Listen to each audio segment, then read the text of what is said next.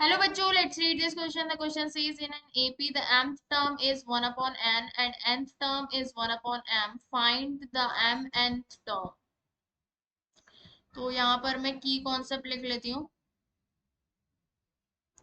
क्या है हमारा इस क्वेश्चन का की कॉन्सेप्ट की nth term of an AP is equal to a plus n minus one into d. D common difference होता है, a फर्स्ट टर्म होती है. यहाँ पर हमारे पास गिवन है कि nth टर्म जो है वो है 1 अपॉन n. इसको मैं निकालूं तो a plus m minus one into D जो है वो 1 अपॉन n के बराबर है. इसको हम इक्वेशन नंबर 1 कह देते हैं. ठीक है. और यहाँ पर क्या है कि nth टर्म जो है वो बराबर है 1 अपॉन m के. nth टर्म का मतलब a plus n minus one into D ये बराबर है 1 अपॉन m के. इसको 2 कह देते हैं. अब इन दोनों को सब्ट्रैक्ट कर देती हूँ मैं. तो क्या आएगा मेरे पास a plus m minus one into D is equal to 1 upon n और a plus n minus one into D is equal to 1 upon m. इनको मैं सब्ट्रैक्ट करती हूँ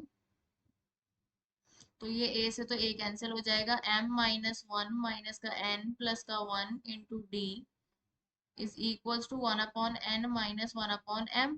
वन से वन कैंसिल. m माइनस का n into D is equals to m minus n upon M N. m minus n से m minus n cancel. d is equal to 1 upon M N. ठीक है, ये आ गया हमारे पास d की value. अब हम इसको पुट कर देते हैं in equation number 1. Put in equation number 1 क्या है हमारे पास a plus m minus one into D is equals to 1 upon n. ठीक है. a कितना, a तो हमारे पास यही है m minus one into one upon m into n is equal to 1 upon n. तो यहाँ से मेरे पास आ जाएगा a plus one upon n minus का 1 upon M N is equals to 1 upon n. तो इससे ये कैंसिल और a की भी वैल्यू मेरे पास 1 अपॉन m इंटू n के बराबर आ जाएगी. अब हमें क्या कैलकुलेट करना है, एम एन टर्म. तो ए एम एन बराबर होगा a plus M N minus one into D के. a की वैल्यू है 1 upon m into n plus M N minus one into one upon M N.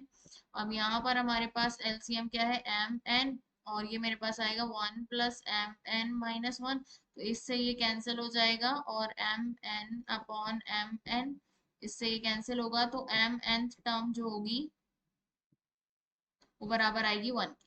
और यही हमें फाइंड आउट करना था. So the final answer is mn term is equals to 1. Hope you understood it well. Best of luck. Thank you.